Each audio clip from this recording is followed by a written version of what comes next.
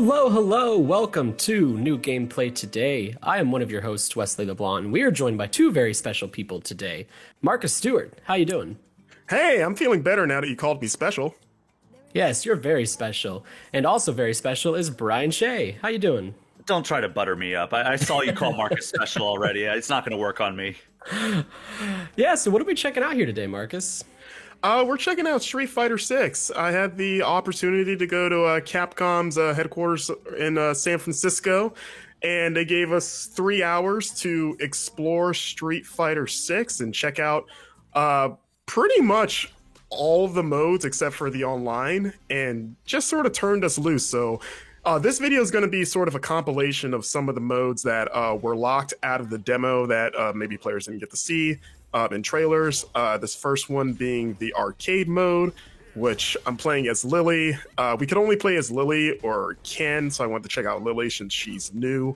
Arcade mode, one of my favorite destinations just for any fighting game, especially for just getting a handle on, you know, a character or just the mechanics, going around doing climbing the ladder, getting to see each character's story mode as you saw in the beginning. They play out in those sort of illustrated, narrated story moments.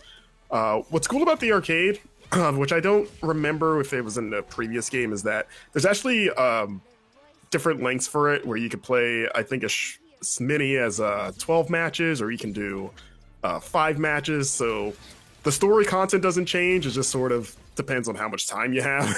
Yeah, the way it worked in 5 was that you could actually choose what game's roster you wanted to fight through. So you could fight all the characters that were in Street Fighter 1 or Street Fighter 2 or Street Fighter 3. And that's kind of the way they deemed, like, hey, here's the arcade mode length. So that's cool that they're doing it just like a straight up, like, you can just choose how long you want it to be. Yeah, and the only other, you know, in between those, you got the mini games like the breaking the vehicle game. We're going to see a little bit of that in a second. There's also this really funny, like, basically basketball mini game that you can do where you're just trying to hit balls into the basket. Was also interesting, though, is that when I asked about the differences of, like, oh, is there any story changes depending on the length, the Capcom PR person told me no. But they did hint that the final, like, I guess, ending might have some variations depending on what you do throughout the arcade, and they wouldn't really elaborate what that meant.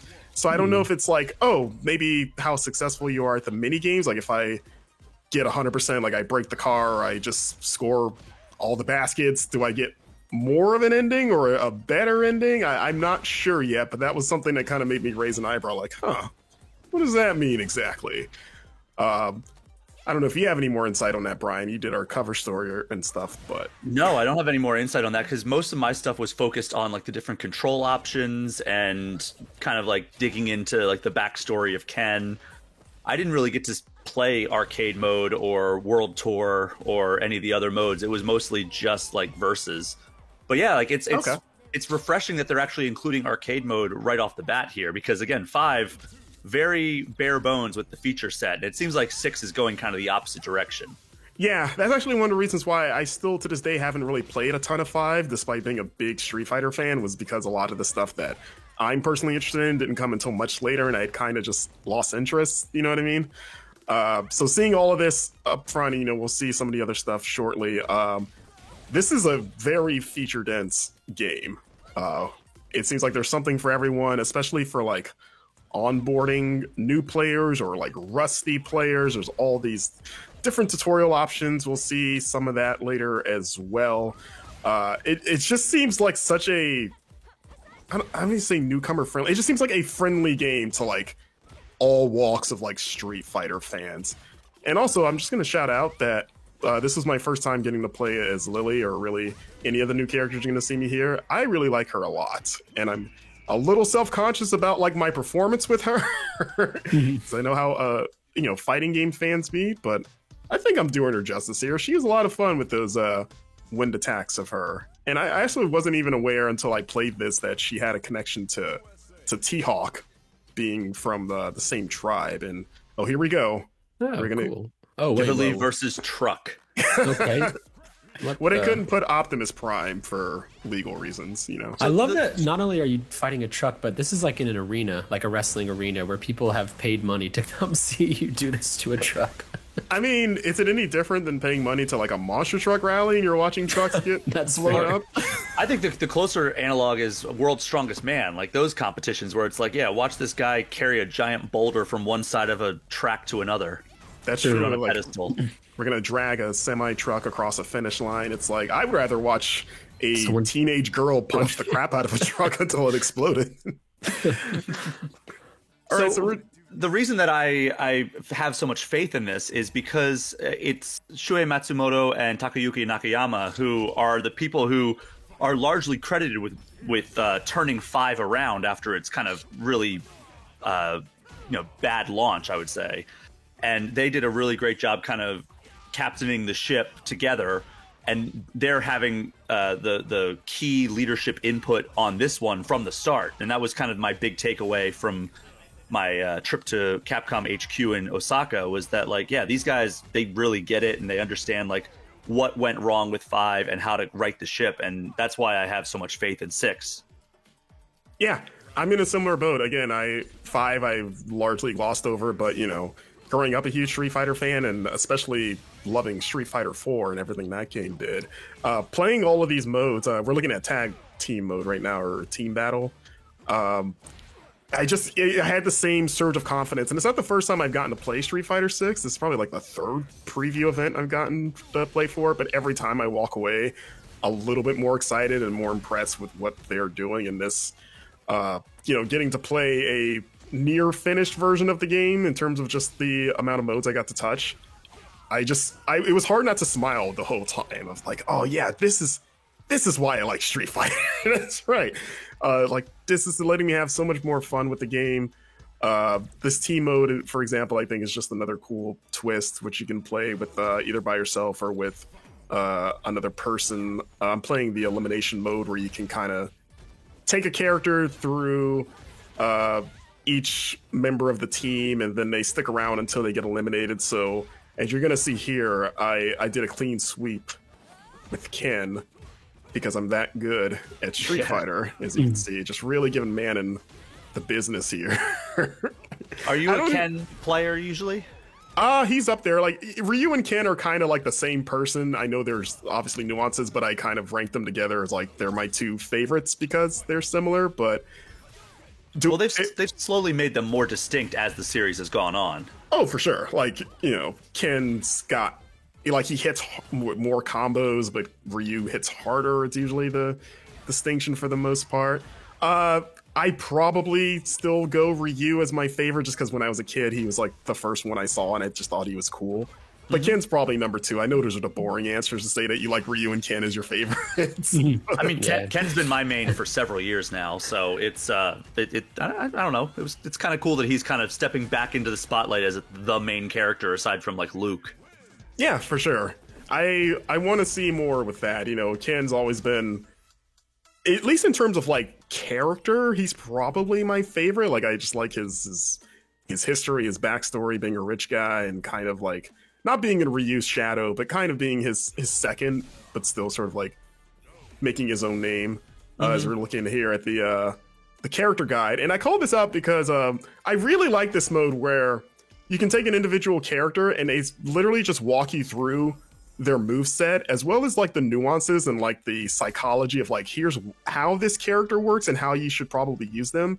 So I took JP because he's one of the new characters.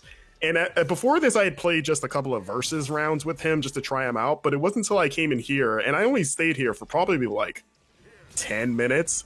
But I walked away with like a much stronger grasp of how to use him, and then he became probably the character I used the most during my demo period, because I realized like, oh, I think I really like this guy.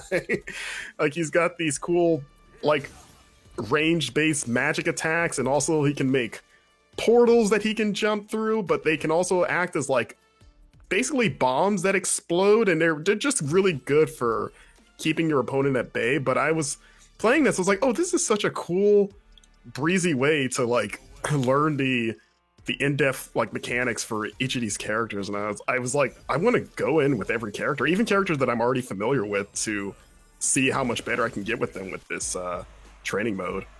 Yeah, someone who's planning to play Street Fighter 6 because it just looks so awesome. I've not really done much Street Fighter though in my life, so that's like a mode I'm definitely going to be using to find who my mains might be. I like that. It's awesome.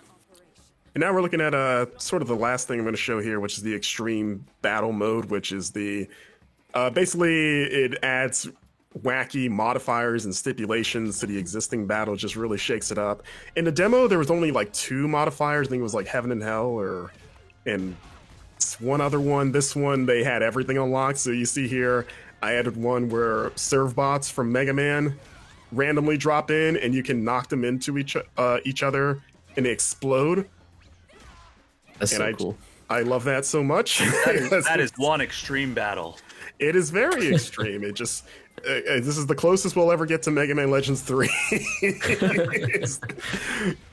I'm sorry, I'd rather not serve bots. You're gonna hate me because I called them serve bots, but the little bomb thing. What do you call those guys from Mega Man? Beats me. Hard hats, construction, blowy uppies. I don't know, but I think I also have one where you gain vitality every time you get hit. There was one that I also played where it combined the life bars, and it was like a tug-of-war thing where every time you landed a hit, it pushed your color bar towards the other side, and if you got it to the other side, you won the fight. So it kind of made the matches, like if you're playing against a really good player and you're kind of evenly matched, the matches could go on forever because it has, since, you know, the bar is as long as you create it, depending on how many hits you can land. But it also made it a lot more tense. So I actually really like that one a lot. By the way, they're called Mets. Mets, thank you. Like the New York versions? Just singular Met. But yeah, together they are a group of Mets. Gotcha. I'm not a big Mega Man player, so I had to look that one up. I'll cop out to that. Fair.